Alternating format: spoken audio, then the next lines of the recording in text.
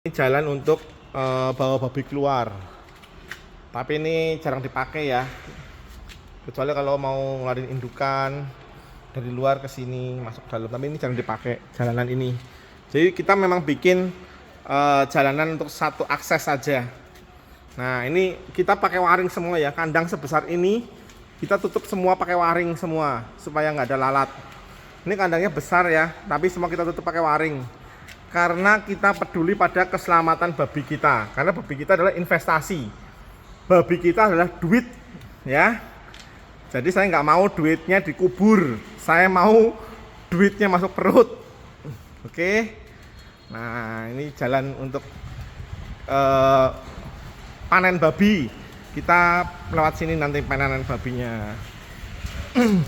Ini pintu untuk panenan, oh dikunci. Nah, untuk pintu panenan nih. Jadi semua babi panen lewat sini semua. Satu pintu ya, kita satu akses saja. Lewat pintu ini aja untuk aksesnya. Nah, nanti kalau sudah panen keluar ke sini nih. Ini penggiringan ke sini nih. Nah, ini untuk panenan kita di sini. Wow. Mantap di sini nih.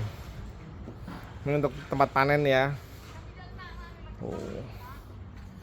Kita akses satu pintu. Oke.